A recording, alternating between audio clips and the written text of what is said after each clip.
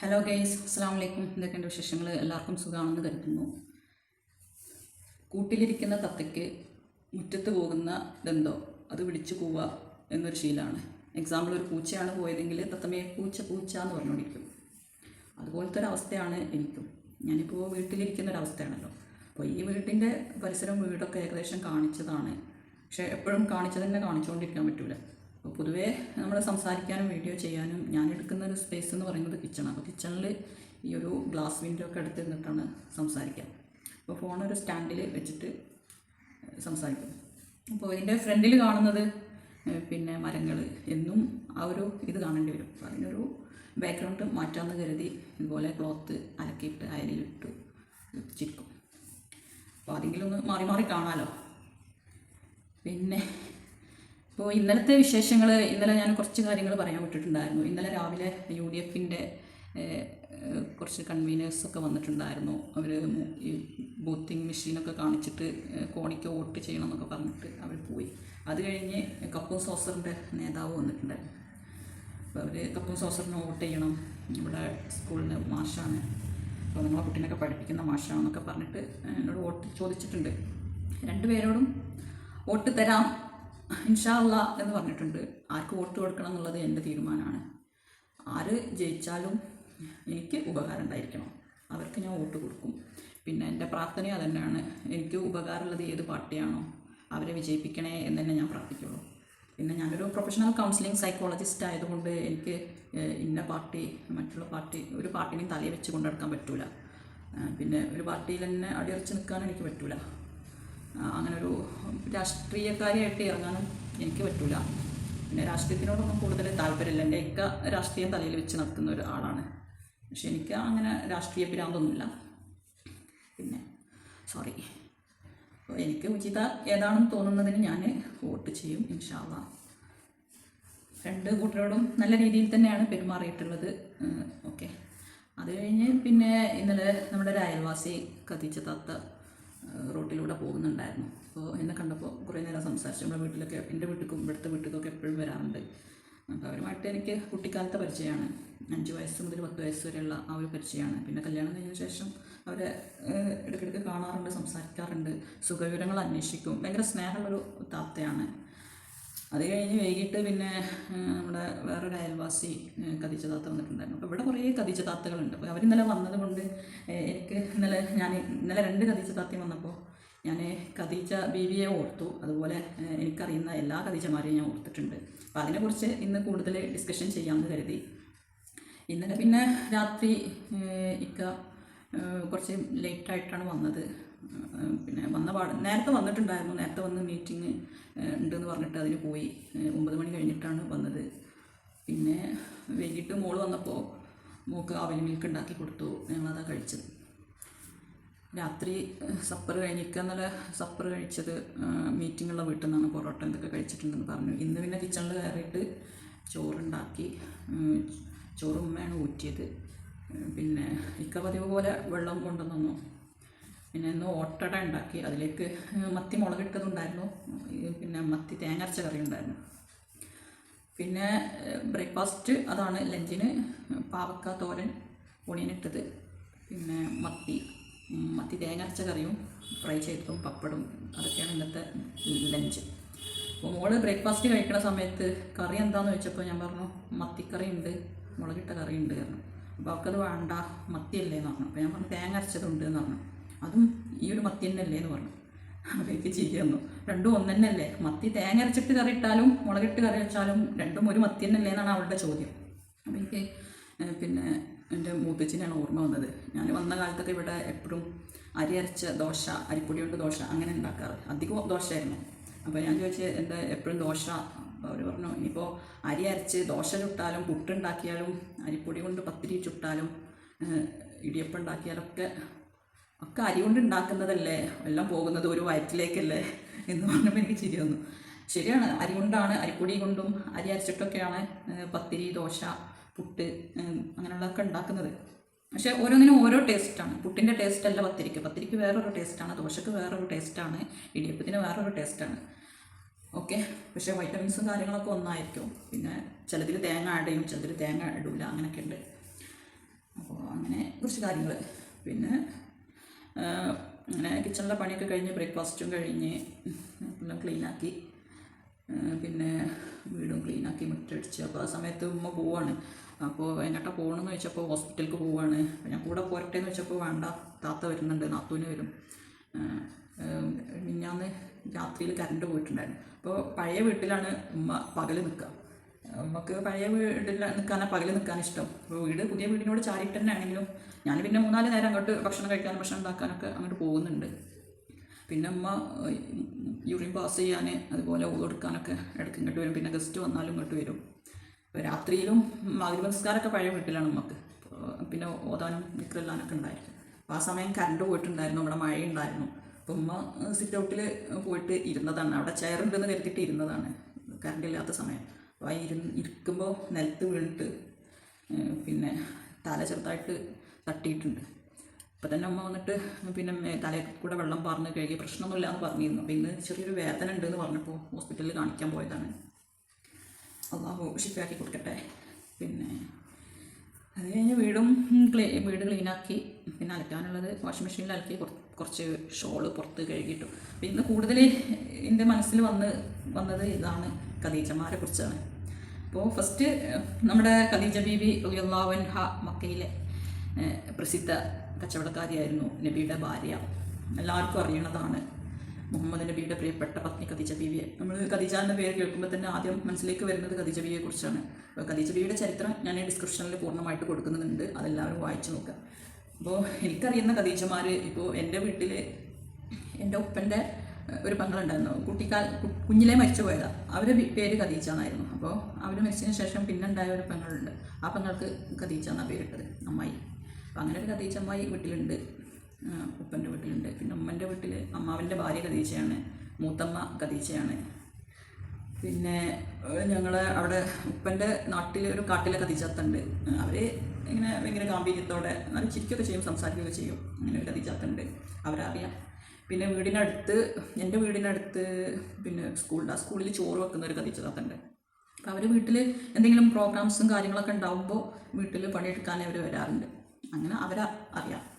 പിന്നെ Khadija teacher Tirurangadi government സ്കൂളിൽ 5ാം ക്ലാസ്സിൽ എന്നെ പഠിപ്പിച്ചിരുന്ന ഖദീജ ടീച്ചറുണ്ട്. സബ്ജക്റ്റ് ഇംഗ്ലീഷാണ്. അപ്പോൾ ആ ടീച്ചറെ ഓർക്കുമ്പോൾ എനിക്ക് chick chick chatterman how much are your keys എന്ന് പറഞ്ഞിട്ടുള്ള അവർ പോയം ഓർമ്മ വരും. അപ്പോൾ എൻ്റെ നിക് നെയിമാണ് ഖദീജ ടീച്ചർ വിളിക്കാം. പഠിച്ചിട്ട് സാരിയൊക്കെ എടുത്ത് സാരി തലയിലൂടെ എടുത്ത് കണ്ണടക്ക് വെച്ച മുഹമ്മദ് മാസ്റ്ററുടെ ഭാര്യ. അപ്പോൾ മുഹമ്മദ് മാസ്റ്റർ എന്നെ SS പഠിപ്പിച്ചിട്ടുണ്ട്, ടീച്ചർ ഇംഗ്ലീഷാണ് പഠിപ്പിച്ചത്, അവരെനിക്കറിയാം. പിന്നെ വരുന്ന ഖദീജ കുട്ടിക്കാലത്ത് 5 വയസ്സ് മുതൽ 10 വയസ്സ് വരെ ഞാനിവിടെ അടുത്ത് തന്നെ ഞങ്ങളുടെ വീടും സ്ഥലമൊക്കെ ഉണ്ടായിരുന്നു, അവിടെ ആയിരുന്നു. അപ്പോൾ അവിടെ ചുറ്റുവട്ടത്ത് കദിയമ്മാമ, കദിയന്താത്ത, കൈച്ചാത്ത, ഖദീജത്താത്ത, ടൈലർ, അങ്ങനെ കുറേ ഖദീജത്താത്തയുണ്ട്. അപ്പോൾ ആദ്യം ഓർമ്മ വരുന്നത് അവിടെ ഉണ്ടായിരുന്ന കദിയന്താത്തയാണ്. ഒരു വലിപ്പം കുറഞ്ഞിട്ട് വെളുത്തിട്ട് എപ്പോഴും ചിരിക്കും. വീട്ടിൽ എന്തെങ്കിലുമൊക്കെ ഉണ്ടാക്കിയാൽ എനിക്ക് കൊണ്ടുവന്ന് തരാറുണ്ട്. പിന്നെ അപ്പുറത്തെ വീട്ടിലും ഒരു ഖദീജത്താത്തയുണ്ട്. അപ്പോൾ എന്നെ പഠിപ്പിച്ച ഉസ്താദിൻ്റെ മരുമകളാണ്. അപ്പോൾ അവരും എന്തെങ്കിലുമൊക്കെ ഉണ്ടാക്കി എനിക്ക് കൊണ്ടുവന്ന് തരാറുണ്ട്. അപ്പോൾ വീട്ടുമുറ്റത്ത് തന്നെയാണ്. അങ്ങനെ അവരെ കാതിലൊക്കെ പിന്നെ സ്വർണത്തിൻ്റെ ചുറ്റി ഉണ്ടാവും, മേക്കാത് കുറേ ഇട്ടിട്ടുണ്ടാവും. ഏകദേശം ഒരു 5 പവനൊക്കെ അവരെ കാതിൽ തന്നെ, ചെവിയിൽ തന്നെ ഉണ്ടാവും. അപ്പോൾ അതൊക്കെ ഓർമ്മ വരും. പിന്നെ വേറൊരു കദിയമ്മാമ എന്ന് പറഞ്ഞിട്ടൊരു മാമ വരാറുണ്ട്, ഒരു 60 വയസ്സ്. ആ പ്രായത്തിലൊക്കെ എൻ്റെ കുട്ടിക്കാലത്ത് എന്ന് പറഞ്ഞാൽ അന്നുള്ള വല്യമ്മമാരൊക്കെ ധരിച്ചിരുന്നത് ബ്ലാക്ക് തുണി, വൈറ്റ് കുപ്പായം, പിന്നെ വെള്ളത്തട്ടം, വെള്ളി അരഞ്ഞാണം അങ്ങനെയൊക്കെ ഇട്ടിട്ടായിരുന്നു ആദ്യം വരും. ഒരു 10-25 വല്യമ്മമാർ അവിടെ വീട്ടിൽ വരാറുണ്ടായിരുന്നു. അപ്പോൾ എല്ലാവർക്കും നല്ല സ്നേഹമാണ്, ഭയങ്കര ഇഷ്ടമാണ്. എൻ്റെ നെയിം അവരൊക്കെ വിളിക്കാം, ഭയങ്കര സ്നേഹമാണ്. അപ്പോൾ അവരൊക്കെ ഇങ്ങനെ ഓരോ കഥകളൊക്കെ പറയും. അങ്ങനെ അവരുടെ സ്നേഹം കുറേയൊക്കെ അനുഭവിച്ചൊരു വ്യക്തിയാണ് ഞാൻ. അവർ പിന്നെ കദിയമ്മാമ, കുഞ്ഞിക്കദിയമ്മാമ എന്നാണ് പറയാം. അവർ വീട്ടിൽ വന്നു കഴിഞ്ഞാൽ പിന്നെ എൻ്റെ ഇസ്തിന് നല്ലൊരു പിച്ച് തരും. എനിക്ക് ഭയങ്കര വേദനയാണ്, പക്ഷെ അവർ തമാശക്ക് തരുന്നതാണ് കേട്ടോ. അതൊന്ന് നുള്ളിയെടുക്കും. അപ്പോൾ എപ്പോഴാണ് നുള്ളി കിട്ടും. അപ്പോൾ അവർ നോക്കുമ്പോൾ ആ ഒരു നുള്ളി എനിക്ക് എപ്പോഴും ഓർമ്മ വരും. ഇവരിങ്ങനെ വെള്ളി അരഞ്ഞാണം, ബ്ലാക്ക് തുണി, വൈറ്റ് കുപ്പായം, വെള്ളത്തട്ടൊക്കെ ഇട്ടിട്ട് ഇങ്ങനെ പല്ലൊന്നുമില്ല, അങ്ങനെ ചിരിക്കും, താനും പറയും. പിന്നെ ഇവരൊക്കെ വരുമ്പോൾ ചക്ക, മാങ്ങ അങ്ങനെയൊക്കെ കൊണ്ടുവരും. പിന്നെ ഒരു ഖദീജ എന്ന് പറഞ്ഞിട്ടൊരു എൻ്റെ കുറച്ച് ഏജിന് താഴെയാണ്, അവളോടൊപ്പം കളിക്കാറുണ്ട്, അയൽവാസിയാണ്. പിന്നെ അതിൻ്റെ അപ്പുറത്തെ വീട്ടിലൊരു ഖദീജ താത്ത ഉണ്ട്. അവർ പിന്നെ കണ്ടാൽ ചിരിക്കും, സംസാരിക്കും, അങ്ങനെയുള്ള കാര്യങ്ങളൊക്കെ ചെയ്യും. പിന്നെ അതിൻ്റെ അപ്പുറത്തെ വീട്ടിലൊരു ഖദീജ താത്ത ടൈലറുണ്ട്. അപ്പോൾ അവരുടെ അടുത്തേക്ക് ഞാൻ ഇടയ്ക്കിടയ്ക്ക് പോകും, എനിക്ക് ഷിമ്മി അടിച്ചു തരുമോ എന്ന് പറഞ്ഞിട്ട്. അപ്പോൾ അവരടിച്ചു തരാറുണ്ട്. കുറഞ്ഞ ക്യാഷ് മേടിക്കുള്ളൂ, ചിലപ്പോൾ ക്യാഷൊന്നും മേടിക്കില്ല. ഞാൻ കുറേ ഷിമ്മി അടിച്ചു തന്നിട്ടുണ്ടായിരുന്നു. അപ്പോൾ അവരൊക്കെ മരിച്ചു പോയി. അതിലിപ്പോൾ ഖദീം താത്ത, ഖദീജാത്ത, ഈ ടൈലർ ഖദീജ താത്തൊക്കെ മരിച്ചു പോയിട്ടോ. അതൊന്നും എനിക്ക് പിന്നെ കാണാൻ പറ്റിയിട്ടില്ല. പിന്നെ വീടിൻ്റെ മുന്നിൽ തന്നെ ഒരു ഖദീജ താത്ത ഉണ്ട്, അവരായിരുന്നു ഇപ്പോൾ ഇന്നലെ വന്നിരുന്നത്. പിന്നെ അവിടെയുള്ള ഖദീജ എന്ന് പറയുന്നത്, പിന്നെ ഇപ്പോൾ എൻ്റെ കല്യാണം കഴിഞ്ഞ വീടിൻ്റെ തൊട്ടപ്പുറത്തൊരു ഖദീജ താത്ത ഉണ്ട്. നല്ല സ്വഭാവമാണ്. അവരുടെ വീട്ടിൽ ബിരിയാണി അങ്ങനെയുള്ള കാര്യങ്ങളൊക്കെ ഉണ്ടാക്കിയിട്ടുണ്ടെങ്കിൽ, എന്തെങ്കിലും പരിപാടിയൊക്കെ ഉണ്ടെങ്കിൽ ബിരിയാണിയൊക്കെ കൊണ്ടുവന്ന് തരും. ഒക്കെ താളുണ്ടാക്കിയിട്ട് അങ്ങനെ കൊണ്ടുവന്നിട്ടുണ്ടായിരുന്നു. പിന്നെ ഒരു ഖദീജ താത്ത ഉണ്ട്, സുഖമില്ലാത്തൊരു താത്ത, പാവാണ്. പിന്നെ അതിന് കല്യാണം കഴിഞ്ഞതിന് ശേഷം മെൻ്റൽ വന്നതാണ്. അപ്പോൾ അവർ ഞങ്ങളുടെ വീട്ടിലേക്ക് ആദ്യമൊക്കെ വരാറുണ്ടായിരുന്നു കുട്ടിക്കാലത്ത്. ഞാനൊരു ദിവസം അടുത്ത് തന്നെ ഒരു പാടവും കുളമൊക്കെ ഉണ്ട്. അപ്പോൾ അവിടേക്ക് ഇങ്ങനെ ആമ്പൽപ്പൂ എടുക്കാൻ വേണ്ടിയിട്ട് പോയത്. അപ്പോൾ അവരെൻ്റെ കൂടെ വന്നു. എന്നിട്ട് ഞാൻ ഈ പാടത്തിൻ്റെ നടുവിൽ ആ പൂവ് എടുക്കാൻ വേണ്ടി പോയപ്പോൾ അവരുടെ വിചാരം ഞാൻ ആ വെള്ളത്തിൽ കിടന്ന് മുങ്ങി മരിക്കുന്ന വിചാരിച്ചിട്ട് അവർ പിന്നെ ആകെ ബഹളം ഉണ്ടാക്കി ഓടി വന്ന് ഇന്നെ അവിടെ നിന്ന് പിടിച്ച് വലിച്ച് കൊണ്ടുവന്ന് എടുത്ത് ഓടി. അങ്ങനെ ഓർമ്മയുണ്ട്. പാവം അതിന് സുഖമില്ലാത്തതുകൊണ്ടാണ്. പിന്നെ അങ്ങനെ ഒരു കത്തിച്ചാത്താൻ ഓർമ്മയുണ്ട്. പിന്നെ ഓർക്കുന്നത്, പിന്നെ 5 വയസ്സ് മുതൽ 10 വയസ്സ് വരെ ഞാൻ ഇവിടെ മദ്രസയിലാണ് പഠിച്ചത്. സ്കൂൾ ഇവിടുന്ന് 2 കിലോമീറ്റർ അങ്ങോട്ട് ദൂരെ പോകണം. അപ്പോൾ 2 നാടുകളിലായിട്ടാണ് ഞാൻ മദ്രസ സ്കൂൾ പഠിച്ചത്. ആ സമയത്ത് ഇവരൊക്കെ ചുറ്റുവട്ടത്തുള്ള എല്ലാവരും ഒരു 10-25 വല്യമ്മമാർ, ഉമ്മമാരൊക്കെ ആയിട്ട് ഇങ്ങനെ വരും. എപ്പോഴും അതും ഇതൊക്കെ ഓരോന്ന് കഴിക്കാൻ കൊണ്ടുവരും. അവരുടെ വീട്ടിലുണ്ടായിരുന്ന സാധനങ്ങളൊക്കെ കഴിക്കാനൊക്കെ തരും. ഭയങ്കര സ്നേഹത്തിലും സന്തോഷത്തിലും ഒക്കെ കഴിഞ്ഞിരുന്നൊരു കാലഘട്ടമാണ്. എനിക്ക് ഭയങ്കര ഇഷ്ടമായിരുന്നു. എല്ലാവരായിട്ടും ഞാൻ നല്ലതും ചിരിച്ചും കളിച്ചും വർത്താനം പറയും. പ്രസൻറ്റ് കാര്യങ്ങൾ സംസാരിക്കുള്ളൂ, ഭൂതകാര്യങ്ങളൊന്നും സംസാരിക്കാറില്ല. പിന്നെ അപ്പുറത്തെ വീട്ടിൽ പോയിട്ട് ഇപ്പുറത്തെ വീട്ടിലത്തെ കാര്യങ്ങൾ പറയാം, അങ്ങനത്തെ ഏഷണി പരദൂഷണ കാര്യങ്ങളൊന്നും ഞാൻ ചെയ്യാറില്ല. അവരുടെ വീട്ടിൽ പോയിട്ടുണ്ടെങ്കിൽ അവിടുത്തെ കാര്യങ്ങൾ കേട്ടിരിക്കും, അതിനനുബന്ധിച്ചിട്ടുള്ള കാര്യങ്ങൾ സംസാരിക്കുക എന്നല്ലാതെ ഏഷണി ഭീഷണി കാര്യങ്ങൾ ഉണ്ടാക്കാനോ എനിക്കറിയില്ല. ഞാൻ അങ്ങനെ കൂടുതൽ സംസാരിക്കുന്ന ആളൊന്നുമല്ല. പക്ഷെ ചിരിക്കും കളിക്കുകയൊക്കെ ചെയ്യും ആ ഒരു ടൈമിൽ. അങ്ങനെ നല്ല സന്തോഷത്തോടെ ജീവിക്കുന്ന ആ ഒരു കാലത്താണ് എൻ്റെ ഫാദർ എന്നെ ഇസ്ലാമിക് കോളേജിൽ ചേർത്തിയെന്ന് വെച്ചാൽ ആദ്യം ഒരു ഇൻ്റർവ്യൂ ഉണ്ട്. പൊതുപരീക്ഷ കഴിഞ്ഞിട്ടൊരു ഇൻ്റർവ്യൂ ഉണ്ട്. ആ ഇൻ്റർവ്യൂ അറ്റൻഡ് ചെയ്യണം. ഇൻ്റർവ്യൂവിന് പോണ സമയത്താണ് പിന്നെ തറവാട്ടിലേക്ക് പോയിട്ട് അവിടെ ഉപ്പൻ്റെ ഉമ്മാനെ കണ്ടിട്ട് അവനെൻ്റെ പുതിയ ഡ്രസ്സ് അവിടെ ആയിരുന്നു. അതൊക്കെ എടുക്കാൻ വേണ്ടിയിട്ട് അങ്ങോട്ട് പോകുന്ന സമയത്താണ് ബൈക്ക് സ്ലിപ്പായിട്ട് ആക്സിഡൻ്റായി. പിന്നെ ചെമ്മാട് ഗവൺമെൻറ് ഹോസ്പിറ്റലിൽ കൊണ്ടുപോയി. അവിടുന്ന് നേരെ ഇൻ്റർവ്യൂവിനെ പോയത്. അപ്പോൾ ഡ്രസ്സൊന്നും ചേഞ്ച് ചെയ്തിട്ടില്ലായിരുന്നു. ഡ്രസ്സൊക്കെ അവിടെ ഇവിടെയൊക്കെ പൊട്ടിയിട്ടുണ്ടായിരുന്നു. എൻ്റെ താഴത്ത് ചെറിയൊരു പരിക്കുണ്ടായിരുന്നു. ആ ഒരു വേദനയോടെയാണ് അന്നത്തെ ഇൻ്റർവ്യൂ ഞാൻ അറ്റൻഡ് ചെയ്തത്. പക്ഷെ എനിക്ക് അവിടെ ചേരാനും തീരെ താല്പര്യമില്ല. പാസ്സാകാതിരിക്കാൻ വേണ്ടിയിട്ട് കുറേ ക്വസ്റ്റ്യൻസ് ഞാൻ ആൻസർ ചെയ്തിട്ടില്ല. അങ്ങനെയൊക്കെ ഉണ്ടായിരുന്നു. അതൊന്നും വീട്ടുകാരറിയില്ല. പക്ഷെ പാസ്സായി. എന്നെ അവിടെ കൊണ്ടുപോയി ചേർത്തി. ഉപ്പാൻ്റെ നിർബന്ധത്തിനാണ് ഞാൻ അവിടെ പഠിച്ചത്. എനിക്ക് തീരെ ഇഷ്ടമല്ലായിരുന്നു അവിടെ പഠിക്കുന്നതിനല്ല, ആ ഒരു ഹോസ്റ്റൽ ലൈഫ് എനിക്കിഷ്ടമല്ല. അപ്പോൾ പിന്നെ ഒന്നാമത് എന്താണെന്ന് വെച്ചാൽ എൻ്റെ മദ്രസിലെ ക്ലാസ്മേറ്റ്സ് എന്ന് പറയുന്നത് ഭയങ്കര ഫ്രണ്ട്ലി ആയിരുന്നു. അപ്പോൾ ഞാൻ പോകുന്നതിൽ അവർക്കും ഭയങ്കര വിഷമമുണ്ട്. അവിടെ പോയിട്ട് ഇപ്പോൾ എന്താ അത്ര തോനെ പഠിക്കാനെന്നൊക്കെ പറയും ക്ലാസ്മേറ്റ്. പിന്നെ ചുറ്റുവട്ടത്തും നല്ല ഫ്രണ്ട്സ് ഒക്കെ ഉണ്ടായിരുന്നു. ഇവിടെ ആയാലും എൻ്റെ വീട്ടിലായാലും തറവാട്ടിലായാലും ഒക്കെ കളിക്കാൻ ഇഷ്ടം പോലെ ആളുകളുള്ള ഒരു സമയമാണ്. അപ്പോൾ മാക്സിമം ഞാൻ കളിച്ച് എൻജോയ് ചെയ്യുന്നൊരു പ്രായമായിരുന്നു. അപ്പോൾ അതിൽ നിന്ന് വേറൊരു ലോകത്തേക്ക് കൊണ്ടുപോയിട്ട് അവിടെ ചേർത്തിയത് എനിക്ക് തീരെ ഇഷ്ടമായില്ല. പിന്നെ സങ്കടങ്ങളും വിഷമങ്ങളും, പഠനത്തിലൊന്നും ശ്രദ്ധയുണ്ടായിരുന്നില്ല. പിന്നെ ഫിസിക്കലി പല പ്രോബ്ലംസ് ഉണ്ടായിരുന്നു. അവിടുത്തെ വെള്ളത്തിൻ്റെ പ്രശ്നം കൊണ്ടോ അങ്ങനെയൊക്കെ ഒരുപാട് വേദനകളും കഷ്ടപ്പാടുകളൊക്കെ ഞാൻ സഹിച്ചിട്ടുണ്ട്. ആ ഒരു സ്ഥാപനം ഓർക്കുമ്പോൾ എനിക്ക് ഒരുപാട് വേദനകൾ ഓർമ്മ വരും.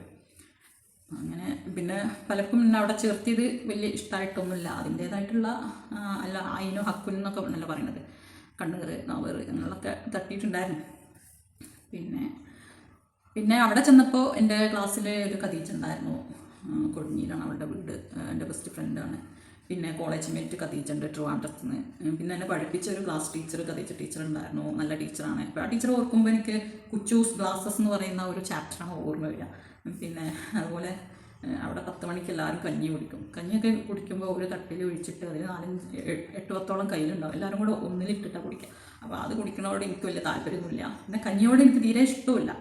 അപ്പോൾ കഞ്ഞി കുടിക്കാത്തതിന് ടീച്ചർ ചിലപ്പോൾ ചീത്ത പറയാറുണ്ട്. നല്ലതിന് വേണ്ടിയിട്ടാണ്. പക്ഷേ ഞാൻ ആ സമയം ഒളിച്ചിരിക്കലാണ്. എല്ലാവരും കഞ്ഞി കുടിക്കാൻ പോകുമ്പോൾ ഞാൻ ഒളിച്ചിരിക്കും. അപ്പോൾ ടീച്ചറെ കണ്ണിൽ ചിലപ്പോൾ പെടുത്. ആ ടീച്ചർ വേണ്ടിയിട്ട് വരുന്ന അവരെണ്ണം ഓർക്കാറുണ്ട്. പിന്നെ കുറേ ഓർമ്മകളൊക്കെ ഉണ്ട്. പിന്നെ നല്ലൊരു ടീച്ചറാണ്. എന്നെ അറബിക്ക്, ഉസൂലുൽ ഹദീസ്, നെഹ്വ്, പിന്നെ ഇംഗ്ലീഷ് ഇതൊക്കെ പഠിപ്പിച്ചിട്ടുണ്ട്. നന്നായിട്ട് പഠിപ്പിക്കും. പിന്നെ അടിയൊക്കെ കിട്ടിയിട്ടുണ്ട്. അടി പിന്നെ നമ്മൾ എന്തെങ്കിലും കുരുത്തക്കേട് കാട്ടിയിട്ടുണ്ടെങ്കിലോ അല്ലെങ്കിൽ എന്തെങ്കിലും പൊസിഷനോ ചോദ്യത്തിന് ഉത്തരം കിട്ടാത്തതിനോ നല്ല കാര്യത്തിന് വേണ്ടിയിട്ടാണ് അടിക്കുന്നത്. നമ്മൾ പഠിക്കണം എന്ന് ആഗ്രഹിക്കുന്ന ഒരു ടീച്ചറാണ്. അപ്പോൾ ടീച്ചർക്ക് ഞാൻ നന്നായിട്ട് പഠിച്ചൊരു ഇതിലെത്തിയപ്പോൾ ടീച്ചർക്ക് വളരെയധികം സന്തോഷമുണ്ട്. അത് പിന്നെ അങ്ങനെ തന്നെയാണല്ലോ, നമ്മൾ പഠിപ്പിച്ച സ്റ്റുഡൻസ് ഒരു നല്ല നിലയിലെത്തുമ്പോൾ ഏറ്റവും കൂടുതൽ സന്തോഷിക്കുന്നത് നമ്മൾ പഠിപ്പിച്ച അധ്യാപകർ തന്നെയാണ്. അതിൽ യാതൊരു സംശയം വേണ്ട. നമ്മൾ പഠിപ്പിക്കുന്ന ഏതൊരു വിദ്യാർത്ഥിനിയും പഠിക്കണം, പഠിച്ച് നല്ല നിലയിലെത്തണമെന്നേ അവർ ആഗ്രഹിക്കുള്ളൂ. അപ്പോൾ ടീച്ചർ വീട് പാലക്കാടാണ്, കല്യാണം കഴിച്ചത് പാലക്കാടാണ്, വീട് മണ്ണാർക്കാടാണ്. അങ്ങനെയുള്ളൊരു ഖദീജ ടീച്ചർ അറിയാം. പിന്നെ വേറൊരു സോഷ്യൽ സയൻസിൻ്റെ ഒരു ഖദീജ ടീച്ചർ ഉണ്ടായിരുന്നു. ആ ടീച്ചറെ ഓർക്കുമ്പോൾ ബാബിലോണിലെ തൂങ്ങുന്ന പൂന്തോട്ടം എന്ന ഒരു വേർഡാണ് എനിക്ക് ഓർമ്മ വരിക. ടീച്ചർ അങ്ങനെ ഒരു കാര്യം പഠിപ്പിച്ചു തന്നിട്ടുണ്ടായിരുന്നു സോഷ്യൽ സയൻസിൽ. പിന്നെ അറിയുന്ന ഖദീജ എന്ന് പറയുന്നത് വേറെയും കുറേ ഖദീജകളുണ്ട്, എൻ്റെ ഓർമ്മയിലോട്ട് അങ്ങോട്ട് വരുന്നില്ല.